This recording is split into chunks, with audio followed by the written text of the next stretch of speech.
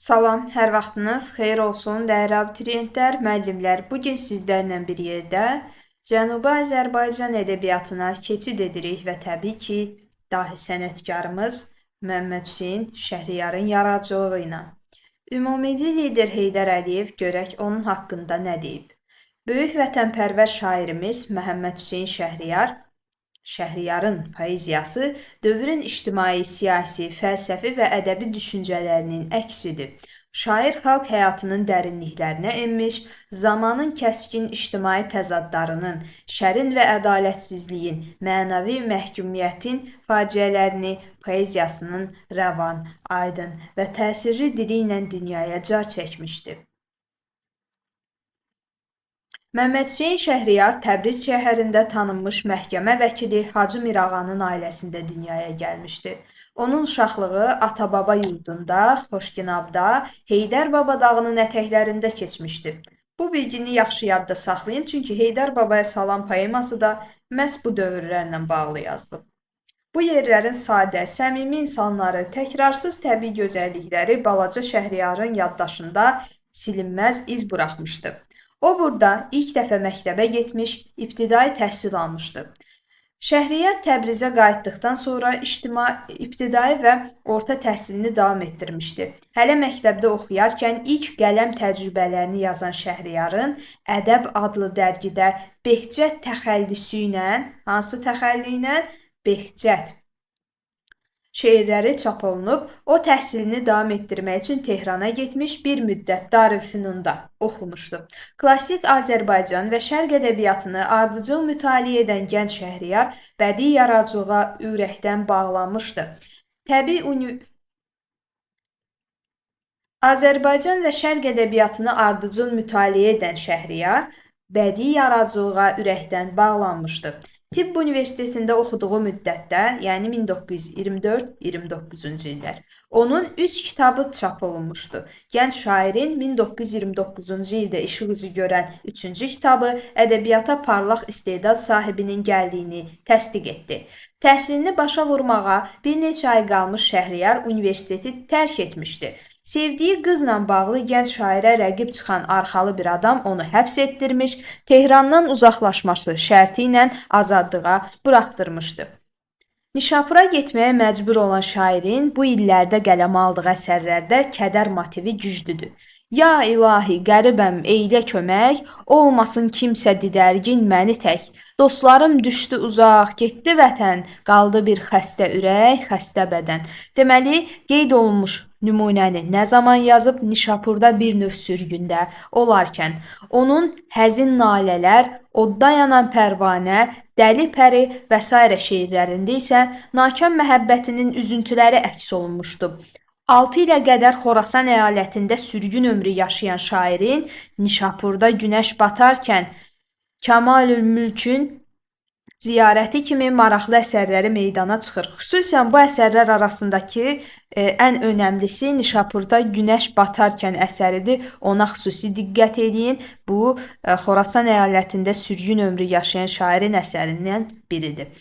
Şəhriyar 1935-ci ildə Tehrana gəlib, bankda işə düzəlir. Atasının vəfatından sonra böyük bir ailənin qayğısını çəkməli olan şair sıxıntı içində yaşayır. Onda tədricən yaranan ruh düşkünlüyü, mənəvi sarsıntı ağır xəstələnməsinə səbəb olur.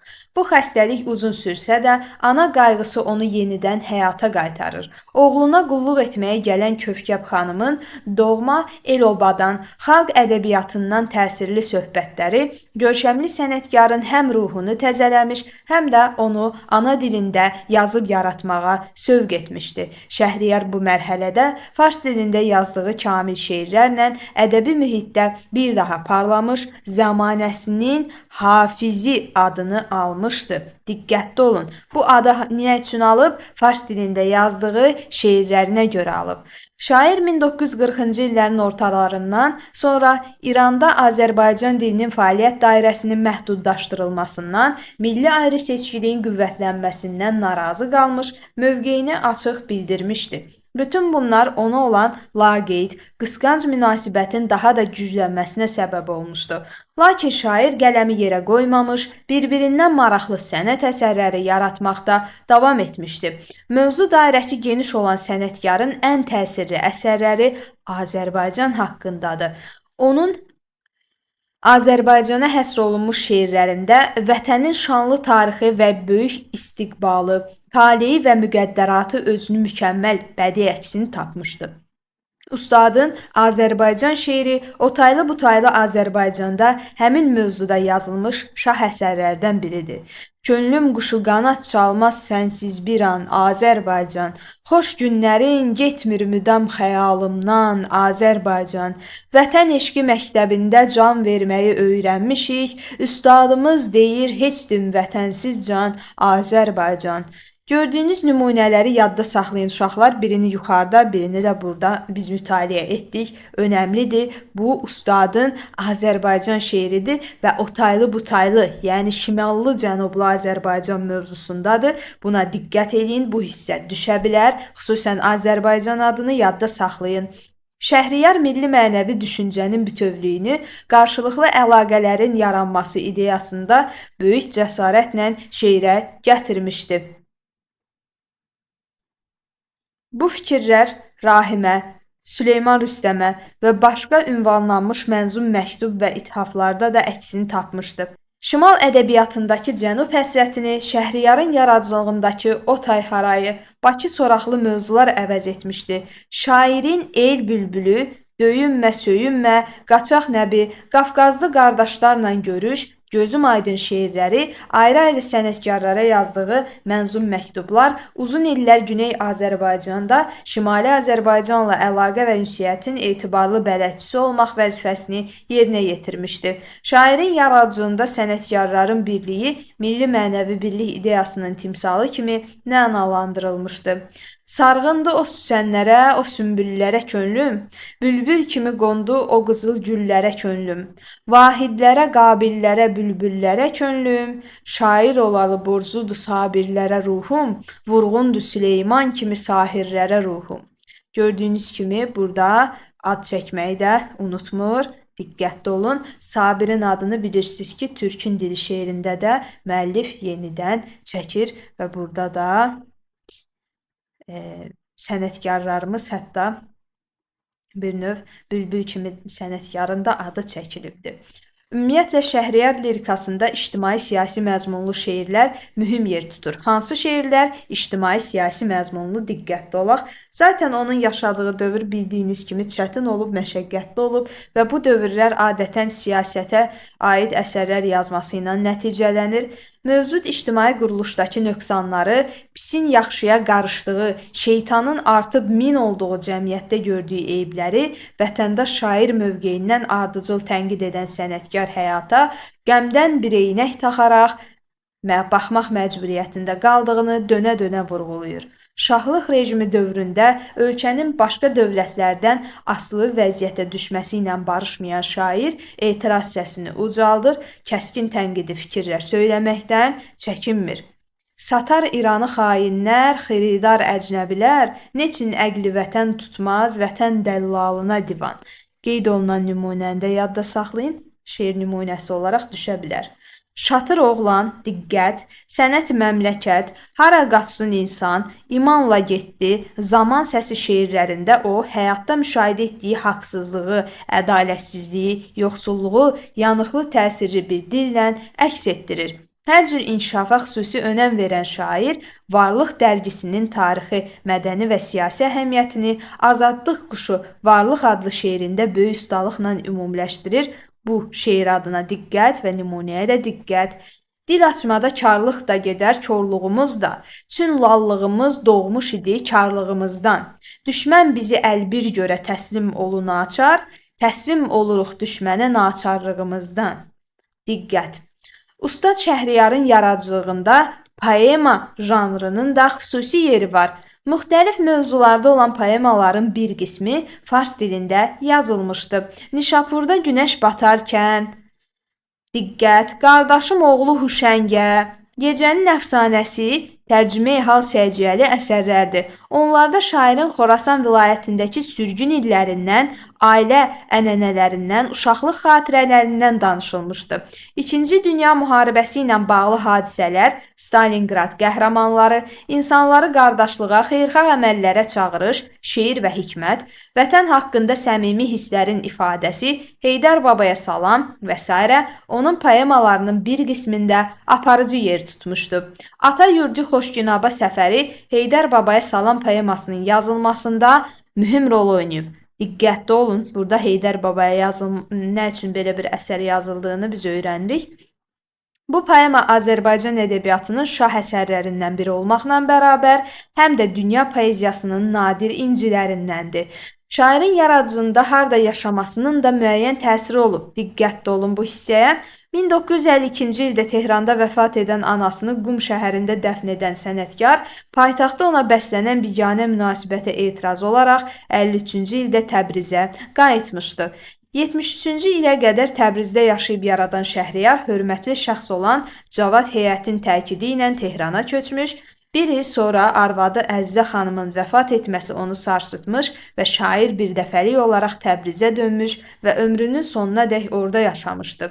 Onun evi şairsevərlərin sənət məbədinə çevrilmiş, şairlər ustadın ətrafında birləşmiş və beləliklə Təbrizdə Azərbaycan şeirinin Şəhriyar məktəbi yaranmışdı. Deməli, özündən sonra bir ədəbi məktəb yaradan sənətkarlardan biri də məhz oydu.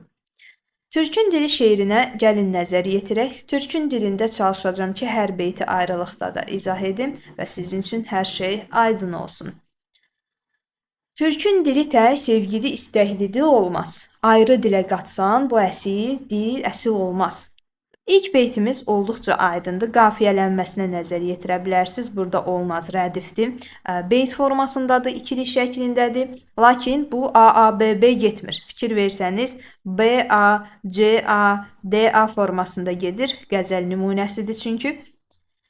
Burada türkün dili tək sevgili istəkli dilin olmadığını və başqa bir dilə qatsan, hansı ki bilirsiniz də, insanlar bir neçə dili qatıb qarışdıraraq, varvarizmlərə xüsusən yol verərək danışmağı sevirlər və belə olanda da deyir ki, bu əsil dil olmaz. Öz ləfzini farsa, ərəbə qatmasa şair, şeirin oxuyanlar, eşidənlər kəsil olmaz. Burada şairlərə sanki bir nə var? Məzəmmət var. Ümumiyyətlə, ləfz nə deməkdir? Dil bir növ leksikası. Öz dilini farsa ərəbə qatmasa şair, şeirin oxuyanlar, eşidənlər kəsil olmaz. Kəsil dedikdə də yorulmaz, yəni yorğun olmaz mənasına gəlir. Bilirsiniz ki, əgər bir şair öz ləfzinə, yəni öz dilinə fars-ərəb sözlərini daim qatsa, nə olar? Şeiri oxuyan insanlar həqiqətən də yorularlar. Bir dili başqa dilə qatsan, o dilin marağı da qalmaz və oxucu üçün də yorğunluq gətirər. Şeirin gərək ehsas ilə riqqətlə qarışsın, kənd əhli bilirlər ki, doşabsız xəşil olmaz. Şeirin gərək ehsas ilə deyirsə, burada ehsas duyğu mənasına gəlir. Gərək deyir ki, bu şeir duyğu ilə, riqqətlə qarışsın. Bir növ şair nə etsin? Yeməyinə deyir, bəzən belə bir ifadə işlədir. Deyir ki, mən yeməyimə sevgimi qatmışam, düzdürmü? Sən də şairə müraciət edir ki, sən də nə qatmalısan bura? Ehsas, yəni duyğu qatmalısan, riqqət qatmalısan. Şeir bununla qarışmalıdır, vəhdət təşkil etməlidir. Sevgini qatmalısan ki, gözəl olsun. Hansı ki, kənd əhli bilirlər ki, doşabsız xəşil olmaz. Buradan da bədii ədəbiyyat nümunəsi ilə müəllif bir nə edib? Qarşılaşdırma edibdir. Bu nəyə bənzəyir uşaqlar? Doşabsız xəşil olmaq nə deməkdir? Bir növ doşabla xəşil ayrılmaz bir ikilidir. Düzdür, yemək qismət olmayıb, amma belə eşitmişəm. Məndən də nə zalım çıxar oğlum, nə qisasçı, bir dəfə bunu anla, ipəkdən qəzil olmaz. Qəzil ifadəsinə də diqqət edək uşaqlar, keçi tüküdür. İpək hara, keçi tükü hara. Fikir verin təzadı. Yəni ipəkdən keçi tükü alınmaz. Bu aydın bir beyt olduğu üçün yeni bir şey yoxdur burada. Ötməz oxumaz bülbülü salsan qəfəs içrə. Dağ daşda doğulmuş dəli ceyran həmil olmaz. Həmin ifadəsi hamilə sözündəndir. Belə bir sual yarana bilər. Ötməz oxumaz bülbülü salsan qəfəs içrə. Bülbül olduqca gözəl bir quşdur, düzdürmü? Onun yeri qəfəs deyil. Sən əgər onu qəfəsə salsan, yəni bir şeyə məcbur etsən, nə olacaq? O oxumaz. Və eyni zamanda müəllif deyir ki, dağ daşda doğulmuş dəli ceyran nə olmaz? Həmil, yəni hamilə olmaz. Sözlər də cəvahir kimidir, əsli bədəldən təşxis verən olsa, bu qədər zirzibil olmaz. Və burada da qeyd olunan misrada deyir ki, sözlər cəvahir kimidir. Bunu ayıran, seçən, fərqləndirən olsa, dildə bu qədər zirzibil olmaz. Yəni buna nəzarət edən yoxdur bir növ. Şair ola bilməzsən, anan doğmasa şair, missən, abalam, hər sarı köynək qızıl olmaz. Burada qeyd olunan nümunəyə diqqət edək. Xüsusən birinci misra önəmlidir uşaqlar. Deyir ki, yəni şair ola bilməzsən, anan doğmasa şair. Müəllif bunu bir Allah vergisi, bir istedad adlandırır şair ola bilməyi. Bu sonradan qazanılan bir bacarıq kimi deyil. İnsanın doğulduğu vaxtdan əldə edəcəyi bir xüsusiyyət kimi dəyərləndirilir. Yəni şair olmaq asan məsələ deyil. İnsan odur, tutsun bu zəlil xalqın əlindən. Allahı sevərsənsə, bu insan zəlil olmaz. Burada artıq sanki mətləb biraz yayınır. Yəni dil məsələsi qalır qıraqda, artıq müəllif keçir biraz daha siyasi, ictimai mətləblərə. Xalqı zəlil adlandırır, çünki elə həqiqətən də xalq o dövrdə də zəlil idi, yəni ortalıqda qalmışdı və deyirsən Allahı sevirsənsə, bu insan zəlil olmaz, sən ona kömək edərsən. Millət qəmi olsa, bu çocuqlar çöpə dönməz, ərbablarımızdan da qarınlar təbil olmaz. Diqqətli olun, burada verilmiş fikrə diqqətlə baxaq. Burada ərbab və ərbabı bilirsiniz. Mirzə İbrahimovda da var bu ərbab problemi. Bir çox əsərdə ərbab probleminə, yəni deyək ki, mülkədar kimi düşünün. Bu problemə rast gəlirik. Ərbablarımızın qarınları təbildir, amma deyir ki, bu çocuqlar çöpə dönməz. Nə zaman millət bir olsa, bu çocuqlar çöpə dönməz, ərbablarımızın da qarınları təbil olmaz. Yəni ki, təbil bilirsiniz də nədir? Nağara, böyük bir necə izah edək onu? Böyüməz. Fars şairi çox sözlərini bizdən aparmış, Sabir kimi bir süfrəli şair pəxil olmaz. Fikir verin ha. Deyir ki, Fars şairi çox sözü bizdən götürübdü, biz ondan yox. Sabir kimi bir süfrəli şair deyəndə süfrəsi bol, adətən xeyirxah, səxavətli mənasında işlənən məcazi bir ifadədir. Deyir ki, Sabir kimi xeyirxah adam pəxil, yəni paxıl olmaz. Yəni o bizlərdən götürüb. Sabirin leksikonu zəngindir, leksikası zəngindir, görüb bizdən götürüb, Sabirdən götürüb. Mirzə Ələkbər Sabir. Türkün məsəli, folkloru dünyada təkdir. Xan yorğanı kəndiçrə məsəldir, mitil olmaz. Diqqətli olmaq lazımdır yenə də hansı epizodda. Türkün məsəlindən danışır və folkloru, yəni şifahi xalq ədəbiyyatı deyir, dünyada təkdir. Xan yorğanını bilirsiniz. Deyir, kəndiçrə məsəldir, kənd içində məsəldir, mitil olmaz. Mitil ifadəsində mənasını bilməyənlər üçün göstərim. Həqiqi mənası yorğanın, döşəyin, balışın altı üzüdür. Məcazi mənada isə tənbəl, aciz, bivec mənalarına gəlir. Bu şəhriyarın təbi kimi çimməli çeşmə, köfsər ola bilsə, demirəm, səlsəbil olmaz. Burada diqqətli olun, köfsər, səhv etmirəmsə, bəli, cənnətdə bulaq adı kimi qeyd olunur. Səlsəbildə yenə dini inanclarda cənnətdə su.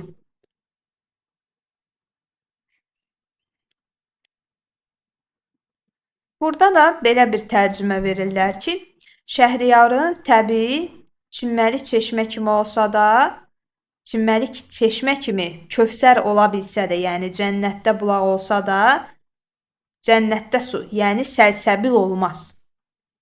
Belə bir izah verirlər. Buna da diqqət. Əlavə fikir olaraq gəlin oxuyaq fikirlərimizi. Burada əlavə bilgilər qeyd olunub. Cənubi Azərbaycanda yaşayan soydaşlarımızın təzyiqlərə, basqılara məruz qalmaları halları az olmamışdır. Mənəvi varlığımız, adət-ənənələrimiz, dilimiz barədə şovinist dairələrin böhtanları cavabsız qalmamışdır. Şah dövründə ana dilimizin sıxışdırılması, bu dildə danışmağın qadağan edilməsi Məmməd Hüseyn Şəhriyar kimi sənətkarları hiddətləndirməyə bilməzdi. Türkün dili şeirinin yaranmasının bir səbəbi də buydu. Şair bu dildə yaranan kamil sənət əsərlərindən digər xalqların onların sənətkarlarının bəhrələndiyini özünə məxsus məntiqlə diqqətə çatdırır. Şairin qənaətinə görə Azərbaycan dili əsl ana dili kimi bu dildə danışanlar üçün əziz və istəklidir. Türkün dili misrası ilə başlayan ilk elə deyək ki, biz nəyi deyə bilərik? Beyti deyə bilərik ki, Türkün dili tək sevgili, istəkli dil olmaz. Təbii ki, Azərbaycan dili də bu qrupa daxildir. Bu dil calaq sevmir, başqa bir dilə qatılmaq onun təbiətinə yaddır. İlk beytin təhlilini deyir. O elə qüdrətlidir ki, belə bir cəhd onun əsilliyində, varlığında özünü dərhal göstərir. Bu qəbul edilməzdir. Bu dildə yazıb yaradanlar, yəni şairləri xüsusən vurğulayır, onun təmizliyini, saflığını qoruyub saxlamağa borcludular. Şairin fikrincə, dilə qadağa qoymaq onun inkişafının qarşısında sədd çəkmək deməkdir. Azərbaycan dili zəngin olduğu kimi xalqımızın folkloru ədəbiyyatı da zəngindir. Bunu danmaq, onun inkişafını ləngitmək qeyri-mümkündür. Ana dilində yazdığı əsərlərin içərisində Türkün dili şeirinin xüsusi yeri var. Ümumiyyətlə, həm Türkün dili, həm də Heydər Babaya salam ana dilində yazılıb. Bu təkcə o dövrdə dövlətin yeritdiyi ədalətsiz siyasətə cəsarətli etirazla bağlı deyil. Bunun bir mühüm səbəbi də şeirin yüksək sənətkarlıqla yazılmasıdır. Əsər ilk növbədə dilinin aydınlığı, sözlərin seçimi ilə diqqəti çəkir. Şeirdə eyni bir sözün təkrarı fikrin daha qabarıq ifadəsinə imkan yaratdığı kimi güclü ahəngin yaranmasına da səbəb olur. Birinci beytdəki dil, əsil, sonraki beytlərdə işlədilən şair, insan, zəlil və s. bu qəbildəndir. Sözlərin həmcins üz məqamında ötməz oxumaz, eləcə də fərqli mənalı kəlmələrin oxuyanlar, eşidənlər ardıcıl işlənməsi onu həm məna dərinliyi, həm də təkrarsız ahəng gözəlliyi gətirib. Əsərdəki məcazlar orijinallığı ilə seçilir, bədiliyin obrazlığının artmasında mühüm rol oynayır.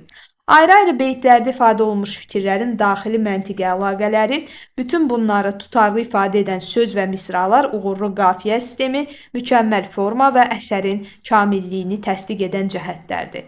Həcmcə elə də böyük olmayan Türkün dili şeirində ciddi mətləblərə toxunulub, taleyüklü problemlər qaldırılıb və bunların həlli yolları da göstərilib. Diqqət! Deməli, şeir ideya baxımından da zəngindir. Bu qədər sadə. Heydər Babaya salam. Heydər Baba ildırımlar şaxanda, sellər sular şaqqıldayıb baxanda, qızlar ona səhv bağlayıb baxanda, salam olsun şöfqəti üzə el üzə, mənim də bir adım gəlsin dil üzə. Deməli, ilk bənddən başladıqda biz nəyi müşahidə edirik dəyərli şagirdlər? Baxın, 5 misralıdır. 5 misra olmasına görə biz onu bəzən müxəmməslə, təxmislə qarışdıra bilərik. Ancaq unutmayın, qeyd olunan janrların heç birinə aid deyil. Biz bunu poema kimi səciyyələndiririk və bənd formasında beşlik şəklindədir əsasən. Hələ ki, məzmun cəhətdən burada bir yenilik yoxdur. Yəni, sizə deyim ki, burada bir maraqlı, maraqlı deyəndə əslində maraqlı əsərdir. Sadəcə olaraq imtahana düşəcək bir detal. Hələ ki, birinci bənddə yoxdur. Heydər Baba kəkliklərin uçanda, kol dibindən dovşan qalxıb qaçanda, bağçaların çiçəklənib açanda, bizdən də bir mümkün olsa yad elə, açılmayan ürəkləri şad elə. Gördüyünüz kimi, gözəl bir peyzaj təsviri də bizi qarşılayır ki, təbiətlə bağlı detalları biz burada görürük. Bayram yeli, yel bilirsiniz də nə deməkdir? Ədəbiyyatda tez-tez istifadə edilən sözdür. Külək mənasına gəlir. Bayram yeli çardaqları yıxanda, Novruzgülü qar çiçəyi çıxanda, ağ buludlar köynəklərin sıxanda, bizdən də bir yad eləyən sağ olsun, dərdlərimiz qoy dikəlsin, dağ olsun. Fikir verin buna. Dərdinin dikəlib dağ olması. Nisbətən bəzi hissələrdə hətta müəllifin sanki bir bəddua etdiyini duyuruq. Sanki belə deyək, problem istədiyini duyuruq. Bunların da təbii ki, arxasında müəyyən detallar var ki, biz bu barədə danışacağıq. Heydər baba sənin üzün ağ olsun, dörd bir yanın bulaq olsun, bağ olsun, bizdən sonra sənin başın sağ olsun. Dünya qəzov qədər ölüm itimdir, dünya boyu oğulsuzdur, yetimdir. İlk üç misrada fikir versəniz xeyir-dualar var. Bu Heydər babaya həsr olunub təbii ki. Heydər baba igid əmək itirməz, ömür keçər, əfsus bərə bitirməz. Namərd olan ömrü başa yetirməz. Biz də vallah unutmarıq sizləri, görənməsək halal edin bizləri. Burada əsər boyu siz sanki hikmətli kəlamlara da rast gəlirsiniz. Buna da diqqət edin. İgidlikdən və eyni zamanda namərdlikdən də danışır. Ümumiyyətlə hər bənd sanki bir nəsihət xarakterlidir. Bunu da unutmaq olmaz. Heydər baba mirəclər səslənəndə, kənd içində səsdən küydən düşəndə, Aşıq Rüstəm sazın dilləndirəndə yadındadır, nə hövsələk qaçardım, quşlar təkin qanad açıb, qanad çalıb uçardım. Bəzi obrazların adlarına rast gələcəyik. İndi mirəclərin səslənməsi və Aşıq Rüstəmin saz çalması, İndi biz burada öyrənirik ki, onun gəldiyi yerlərdə də xalq ədəbiyyatına böyük maraq var. Hətta biz görürük ki, Aşıq Rüstəm sazını çalanda Şəhriyar, yəni balaca Şəhriyar ora doğru qaçır, ora olan xüsusi marağını bildirir bu. Ümumiyyətlə rastımıza çıxan hər adı yadda saxlamaq kimi məcburiyyətimiz yoxdur. Məsələn, Mirəjdər adı burada o qədər də rol oynamır, lakin Aşıq Rüstəm adından biz bir detalı ortaya çıxardıq. Heydər baba quru gölün qazları, gəldikləri sazaq çalan sazları, kənd kövşənin payızları, yazları, bir sinema pərdəsidir gözümdə, tək oturub seyr edirəm özümdə. Burada da yeni bir nümunə, yeni bir söz, yəni o dövr üçün yeni bir sözdən istifadə olunub. Müəllif bütün o keçmişini gözünün önündə canlandırır. Buna retro üslubda deyirlər. Heydər baba dağın daşın sərəsi, kəklik oxur dalsında fərəsi. Quzuların ağı, bozu, qərəsi, bir gedəydim dağ dərələr uzunu, oxuyaydım çoban, qaytar quzunu. Burada da bir nümunəni, mahnı nümunəsini biz görürük. Diqqətli olun bu hissəyə. Yenə bu hissədə də biz bir nümunə ilə rastlaşdıq. Buna diqqət edin, bax bu önəmlidir. Ümumiyyətlə, şifahi xalq ədəbiyyatına dair detallar bu əsərdə tez-tez rast gəlinəndir. Biçin üstü sümbül biçən oraqlar, elə bil ki, zülfü darar daraqlar. Zülf səç deməkdir. Şikarçılar bildirçini soraqlar, biçinçilər ayranların içərlər, bir huşlanıb sondan durub biçərlər. Burada da kənd həyatı, kənd təsərrüfatının təsviri görülür. Qarı nənə gecə nağıl deyəndə, külək qalxıb qapbacanı döyəndə, qurd keçinin şəngülüsün yeyəndə, mən qayıdıb bir də uşaq olaydım, bir gül açıb ondan sonra solaydım. Diqqətli olun, Şəngülüm, Məngülüm belə bir nağıl var idi. 3 baladan danışırdı. Əgər xatırlayırsınızsa, burada da yenə də bir nümunə bədii ədəbiyyata aid görə bilirik və qarı nənənin gecələr nağıl deməsindən də danışır. Əmməcanın bal bəlləsin yeyərdim, sondan durub üst donumu geyərdim. Bağçalardan tiringəni dəyərdim, ay özümü o əzdirən günlərim, ağac minib at gəzdirən günlərim. Məlumdur ki, uşaqlar xüsusən ağac, taxta kimi vasitələrdən istifadə edərək sanki at minirmiş kimi oyunlar oynayırdılar. Müəllif o günləri də xatırlayır. Həci xala çayda paltar yuyardı. Məmməd Sadıq damlarını suvardı. Heç bilməzdik dağdı, daşdı, divardı. Hər yan gəldi şıllaq atıb aşardıq. Allah, nə xoş qəmsiz-qəmsiz yaşardıq.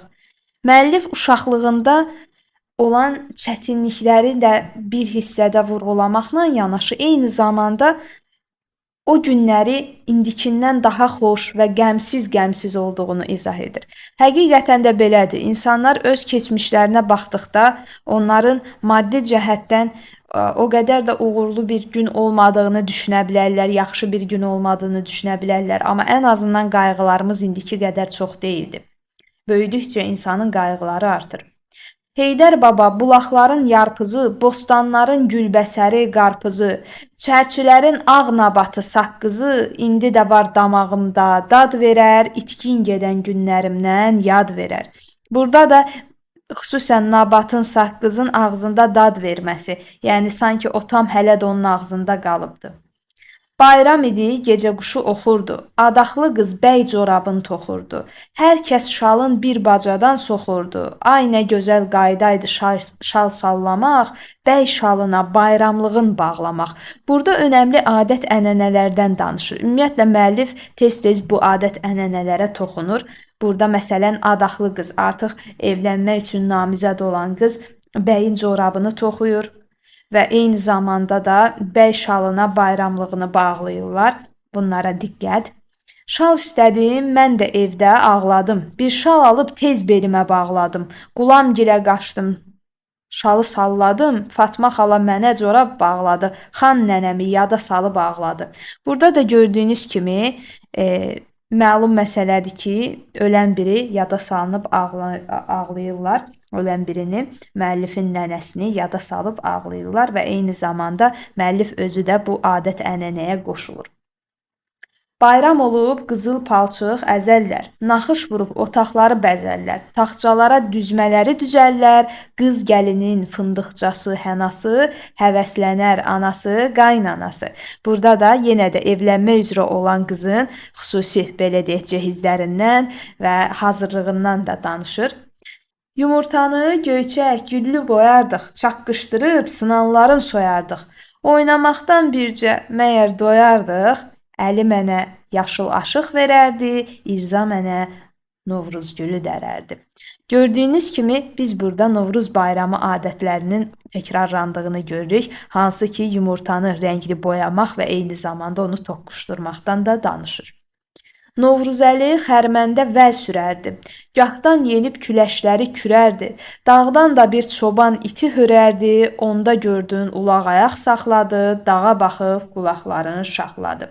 Burada da vəl barədə daha öncə biz Telegramda da bölüşmüşdük nə olduğu barədə. Qısası burada əkinçilik fəaliyyətindən danışır. Qış gecəsi tövlələrin otağı, kəndlilərin oturağı, yatağı. Buxarıda yanar odun yanağı, şəbçərəsi, girdəkanı, iydəsi, kəndi basar, gülüb danışmaq səsi. Fikir versəniz, burada kənd əhalisinin gününün belə günlərdə xoş keçdiyini deyib güldüklərini görürük. Heydər baba, nənə qızın gözləri, Rəxşəndənin şirin-şirin sözləri.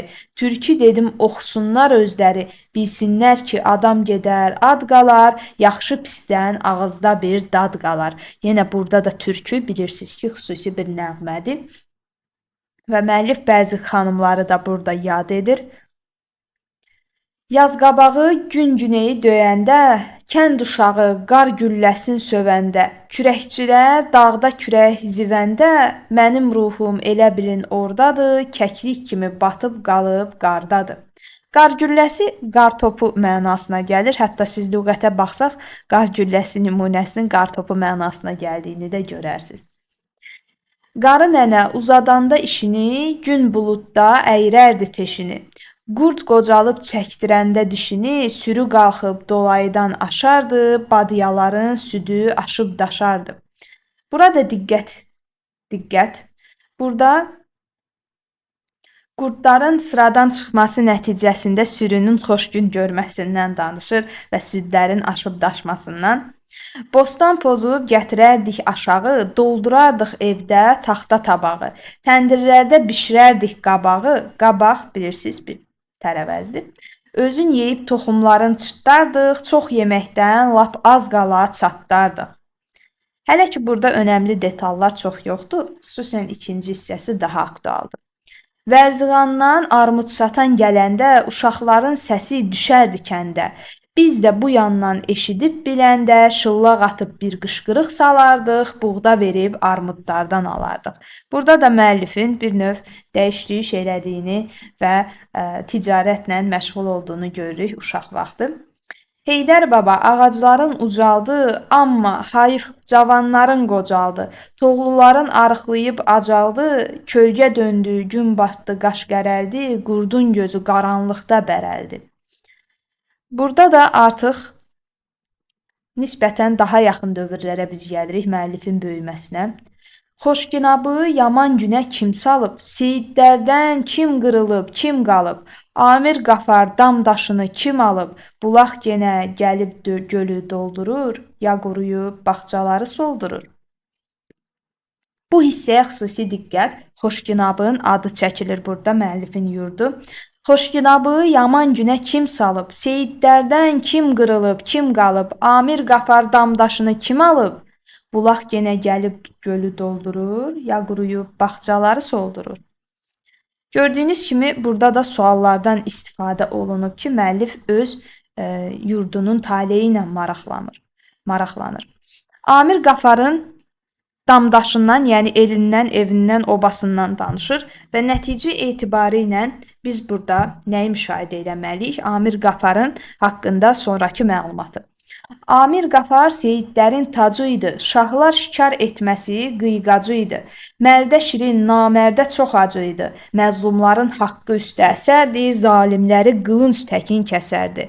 Və gördüyünüz deyək ki, şəxs haqqında bizə seyidlərin tacı, yəni seyid kimi o təqdim olunur. Eyni zamanda məzlumların tərəfdarı, zalimlərin isə cəlladı kimi bir növ təqdim edir müəllif.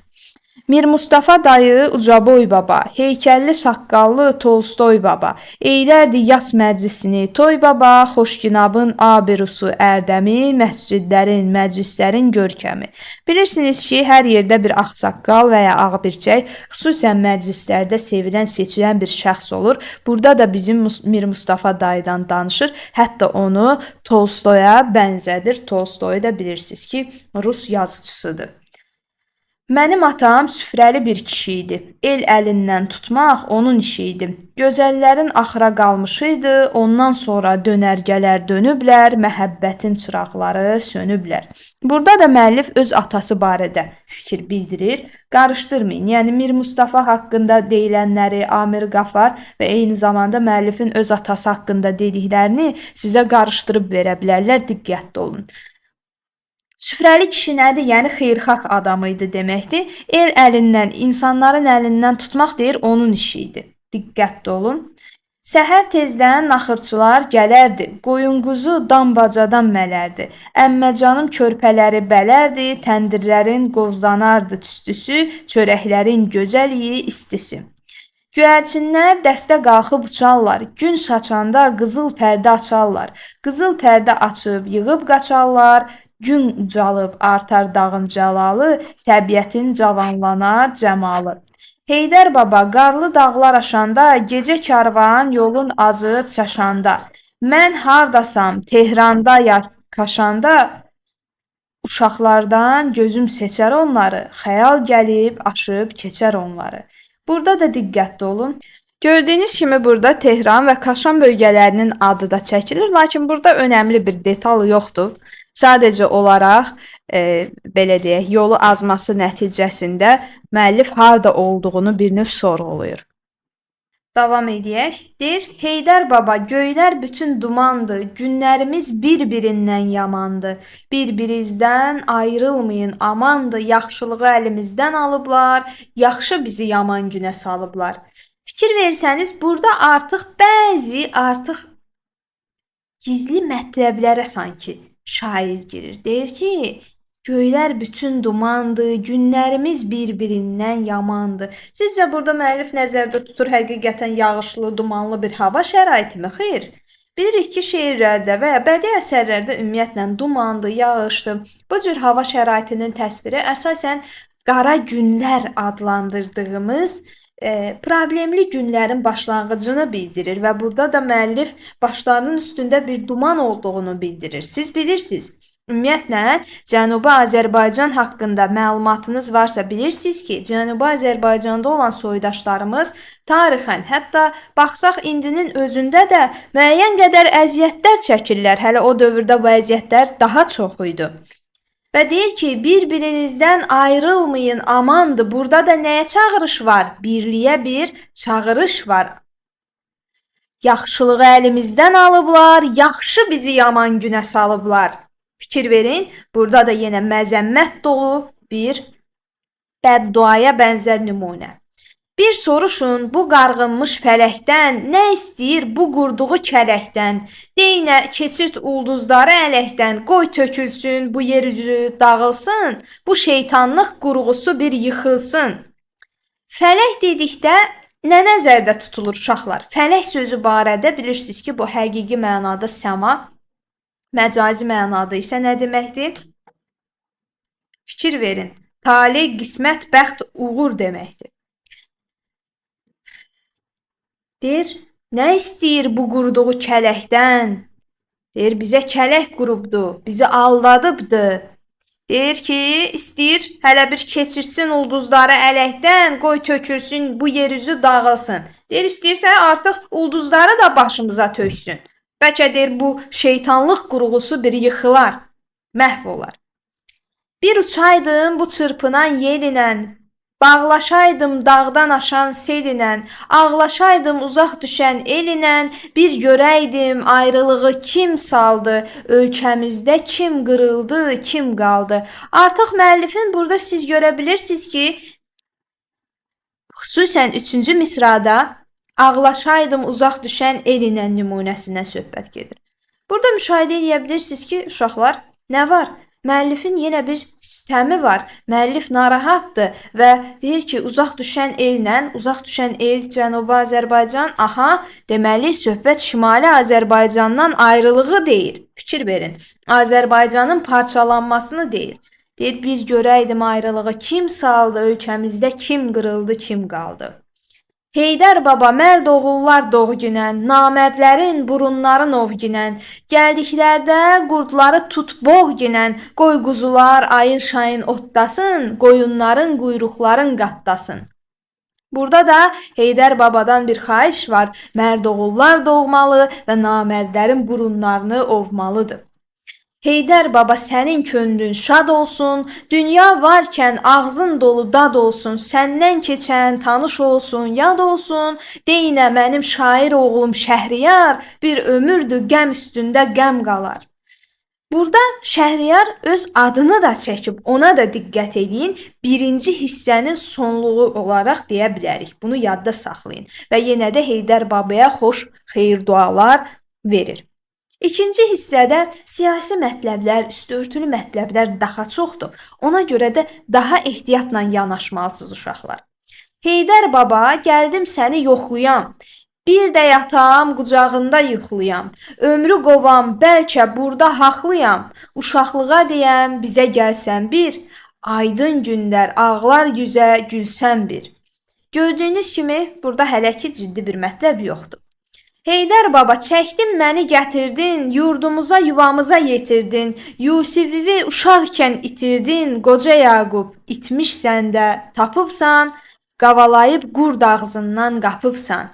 Deməli, burada Yusif və Yaqub, Yaqub bilirsiniz ki, və Yusif də eyni formada, onlar peyğəmbərlər olublar.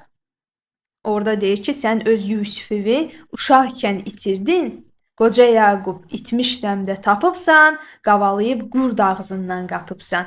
Burada gördüyünüz kimi bəzi dini mətləblərlə də müəllif öz vəziyyətlərini izah etməyə çalışır.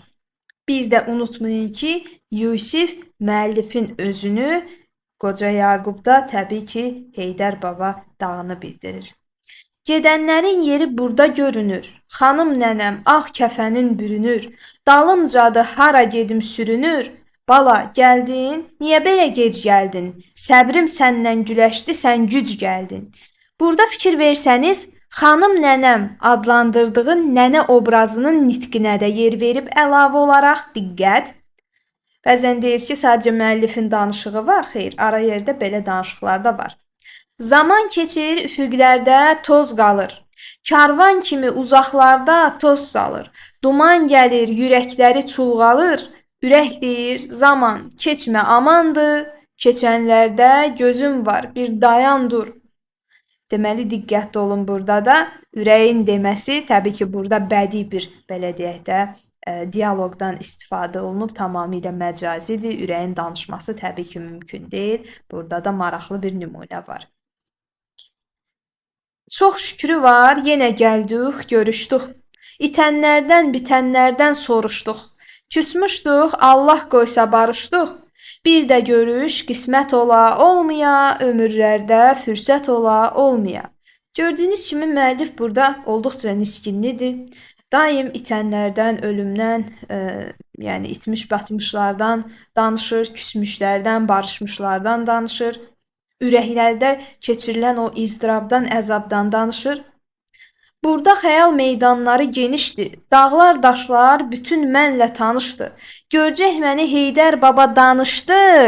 Bu nə səsdir, sən aləmə salıbsan. Gəl bir görək özün harda qalıbsan. Fikir verin. Xanım nənənin nitqi var. Daha sonra ürək və Heydər babanın da danışığı güya qeyd olunub. Bu xırmanda aradan xır oynardıq. Çomalaşıb qarışqa tək qaynardıq. Yavaş-yavaş bağçalarda ağnardıq. Ağaclardan ciyi ağac kəsərdik, qoruqçunun qorxusundan əsərdik. Burada müəllif xalq oyunlarından nümunələr verir. Buna diqqət edin uşaqlar. Gördüyünüz kimi hətta oyunun adını da açıq-aşkar müəllif qeyd edibdir. Bu tövlədə sarı inək doğardı, xanım nənəm inəkləri sağardı. Ana isi dam divardan yağardı, mən buzovu qucaqlardım, qaçmasın, deyərdi, bax, badya dolsun, daşmasın. Yenə də xanım nənənin nitqi burada var. Bu damlarda çoxlu cızıq atmışam, uşaqların, aşıqların udmuşam. Qurğuşunlu saqqa alıb satmışam, uşaq necə heç zadından şad olar, indi bizim qəmi tutmur dünyalar. Yəni deyir ki, mən uşaqkən heç nədən belə şad ola bilirdim, xoşbəxt ola bilirdim, amma indi qəmi tutmur dünyalar. Yəni bizim dünyalar yetmir ki, bizim qəmimizə onu tuta bilsin. Fikir verin. Burada da bir şişirtmə var təbii ki. Məktəb qalır, uşaqlar dərs alırlar. Hey yazırlar, hey pozurlar, yazırlar. Molla İbrahim özü evi qalırlar. Amma bizim yoldaşlardan qalan yox, bunlardan bir bizi yada salan yox. Müəlliminin qaldığını, amma yoldaşlarının qalmadığını deyir. Bir vaxtında bu məktəb pərgar idi. Bir Müseyib, bir Məmmədsən var idi. Bu təbii ki, Məmməd Həsən belə bir əslində addır. Sadəcə bu formada xalq dilində dəyişmiş forması verilib. Biri xəlfə, biri vəzrişkar idi. Axund bizlə oynamağa gedərdi, özü bizə oynamaq öyrədərdi. Deməli, Axunddan öyrəndiklərini də xatırladır. Dedim balam, o Məmdəsən nə olubdu? Məlum oldu, tifil bala ölübdü. Nə var, burnundan qan gəlibdi. Bir yel əsir, baxırsan, Məmdəsən yox. Bu kənddə bir burun qanı kəsən yox. Fikir verin. Məmməd Həsən adlı obrazımız, indi bunu bu cür tələffüz etmək həqiqətən çox çətin olur. Məhz nədən ölüb? Burnundan qan gəldiyi üçün. Fikir verin. Burnundan qan gəldiyi üçün ölən bir insanın olması bir yerdə həqiqətən faciədir. Burada deməli nə yoxdur? Burada həkim yoxdur. Burada tibbi yardım almaq mümkün olmayıbdır. Və müəllif də bir narahatdır bu barədə ki, deyir, bu kənddə bir burun qanı kəsən yox. Yəni bunu bacaran biri yox. Fikir verin. İnsanların yaşadığı şəraitə baxın. Burnu qanadığı üçün ölən insanlar var. Dedim deyin, Müseybə nə gəldi? Qulam gördüm, ağlar gözü ilə gəldi. Dedi, o da bahalıq düşdü, öldü. Dedim, yazıq bizlə hasıl bölənlər, bitməyəndə aclarından ölənlər. Qulam adlı obraz Müseyib haqqında bilgi verir. Deyir ki, o da bahalıq düşdü, öldü. Fikir verin. İnsan nədən ölüb? Aclıqdan ölüb. Bu böyük bir faciədir. Cənubi Azərbaycanda görürsünüzmü soydaşlarımızın yaşadığını? Bu məktəbdə şeirin şəhdin dadmışam, axundun ağzından qapıb udmuşam, gahdan da bir axundu allatmışam, başım ağrır deyib qaçıb getmişəm, bağçalarda gedib gözdən itmişəm. Axund obrazı görürük ki, Məmməd Hüseyn Şəhriyara şeirin dadını öyrədibdi. Və hətta bəzən axundu allatdığını da özü nə edir? Etiraf edir, başım ağrıyır deyir, qaçıb getmişəm deyir. Azad olanda məktəbdən çıxardıq, hücum çəkib bir-birin sıxardıq. Yolda hər nə gəldi vurub yıxardıq, uşaq demə, ipin qırmış dana de, bir dana da demə, 50 dana de. Burada da uşaqlıqda etdiyi dəcəlliklərdən, nadincliklərdən danışır. Kəndli yazıq çıraq tapmır yandıra. Görüm sizi bərgiz qalsın andıra. Kim bu sözü ərbablara qandıra, nədir axı bu millətin günahı, tutsun sizi görüm məzlumlar axı. Burada artıq müəllif ərbabları qınayır, qınaq obyekt edir. Səbəb nədir ərbabları qınamasına? Deyir, kəndli yazıq çıraq tapmır yandıra, işığı yox. Və deyir ki, kim bu sözü ərbablara qandıra ki, bu millətin axı günahı nədir? Görüm tutsun sizi məzlumların axı, bədduasını da edir. Hər nə alır, baha verir qiyməti, ucuz fəqət əkinçinin zəhməti, bitənindən artıq biçən ücrəti, kənd uşağı gedir yolda işləyə, orada bəlkə qəndi tapa dişləyə. Yəni kənddə olan uşaq gedir ki, bəlkə bir bəxtinə yaxşı bir məbləğ çıxdı, bir deyək ki, ödəniş ala bildi ki, ən azından bir qənddən də olsa ağzına dəysin bu adamın. Fikir verin. Hər alırsa mülkədar baha qiymətdən satır, amma əkinçinin zəhməti ucuz olaraq qalır. Kəndli gəlin kimi dünyanı bəzər, öz övrəti yamaq yamağa düzər. İynə bəzər xalqı, özü lüt gəzər, indi də var, çarsabları albaqdır, uşaqların qıç paçası çılpaqdır. Fikir verin, kəndlinin özünün dünyanı bəzədiyini, gözəl işlər gördüyünü, amma öz övrətinin, öz yoldaşının və ya uşaqların isə yamaqda, qıç paçası çılpaqda qaldığını görürük. Bu zəmidə gedib gözdən itərdik, tonqal qurub stülləri ütərdik, deyib gülmək muradına yetərdik, el də gülsün muradına yetişsin, ürəklərin yaraları bitişsin. Burada artıq xalqa xeyir-dua da verir. Heydər baba, səndə dəfinələr var, dağlar vədiyəsi xəzinələr var. Amma sənə bənzər də sinələr var, bu sinələr dağlarla danışır, dağlar kimi göylərlə qonuşur. Heydər baba, səni vətən bilmişdim, vətən deyib baş götürüb gəlmişdim, səni görüb göz yaşımı silmişdim. Halbuki lap qəmli qürbət səndəymiş, qara zindan, acı şərbət səndəymiş. Artıq müəllif Heydər babaya da bir nə edir? Narazılıq edir. Və deyir, mən səni vətən bilib gəlmişəm ki, biraz sakitləşim, dincəlim, amma elə ən cəfalı, ən qəmli, ən dərdli qürbət el səndəymiş. Kim qaldı ki, bizə buğun burmadı, atdan bizə kələk qurmadı, bir mərd oğul bizə havar durmadı, şeytanları qucaqlayıb gəzdisiz, insanları ayaqlayıb əzdisiz. Burada da müəllif mərdlərin onun arxasında durmadığını, daim onlara kələk qurulduğunu və insanların şeytana tərəf yönəldiyini deyir. Divar ucaldı, gün bizə düşmədi. Zindan qaraldı, göz gözü seçmədi. Gündüz gözü mənim lampam keçmədi. Sel də bastı, evimiz dolub göl oldu. Çox yazığın evi çönüb çöl oldu. Fikir verin. Burada da yenə də müəllif sanki bir təbiət hadisəsi ilə, adi hadisələrlə əslində həqiqətən günlərinin necə qara olduğunu, insanları necə əziyyət çəkdiyini, hətta öz evlərinin də göl olması və başqalarının da evinin çönüb çöl olmasını deyir. Bu bağçadan alçaları dərərdik. Qış adına çıxıb damda sərərdik. Hey də çıxıb yalandan çöndərərdik. Qış dumarın yayda yeyib doyardıq. Bir külli də minnət xalqa qoyardıq. Burada da qışa hazırlıq prosesi zamanı elə belə deyək də o hazırlıq prosesinin yalan olmasından danışır ki, qışa hazırladığımızı öncədən yeyirdik və hələ bir xalqa da minnət qoyurduq. Evlər qalır ev sahibi yox özü. Ocaqların ancaq işıldar közü. Gedənlərin az-çox qalıbdı sözü, bizdən də bir söz qalacaq ay aman. Kimlər bizdən söz alacaq ay aman. Aşıq deyər bir nazlı yar var imiş, eşqindən oddanıb yanar var imiş, bir sazlı sözlü şəhriyar var imiş, odlar sönüb onun odu sönməyib, fələk çönüb onun çarxı çönməyib. Yenə də təbii ki, Aşıq adından bir nümunə görürük. Bu müəllifin öz əlavəsidir. Yenə də öz adını çəkib, özünün necə bəxtsiz olduğunu bildirir. Heydər baba alçaqların köşk olsun.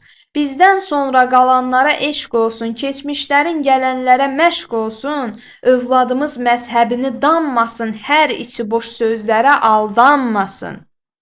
Burada da gələcəyə qarşı bu qədər narazılıqdan sonra ən azı bir nikbinlik var ki, ən azından övladımız öz məzhəbini danmasın və hər sözə də inanmasın. Çünki bilirsiniz, insanların böyük əksəriyyətinin başına problem olan da elə məhz budur.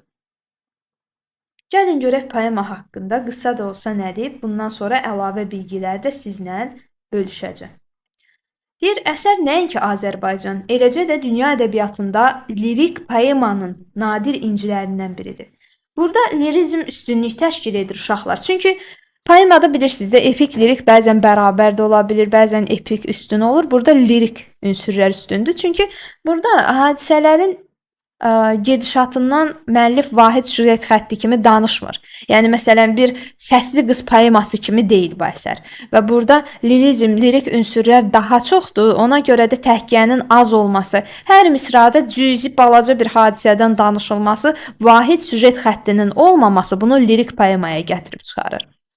Uşaqlıq illərini Heydər Baba dağının ətəklərində, Xoşginab, Şəngilova, Qayıq-Qurşaq, Qaraçəməndə keçirən Şəhriyarın hafizəsində bu yerlərlə bağlı xatirələr silinməz iz buraxmışdı. Bu torpağın əsrarəngiz təbiəti, xalq həyatının ayrı-ayrı məqamları, insanların unudulmaz siması, müxtəlif hadisələr şairin yaddaşına həkk olunmuş, illər sonra poemada bədii lövhələrə çevrilmişdi. Əsər ana dilimizin möhtəşəmliyini təsdiq edən poetik abidədir. Hansı dildə yazılıb? Ana dilində. Bəzən sizi çaşdırmaq üçün fars dilində yaza bilər. Şifahi xalq ədəbiyyatının ruhu, xalq etnoqrafiyasına məxsus cizgilər və canlı xalq danışıq xalq dili bir-birinə qovuşmuş, nəticədə təkrar olunmaz gözəlliyi ilə seçilən ölməz sənət əsəri meydana gəlmişdir. Bənzərsiz bədii təsvir və ifadə vasitələrindən orijinal tərzdə istifadə poemanın poetik qüdrətini artıran amillərdəndir. Əsərlə bağlı və sair bu bizə lazım deyil.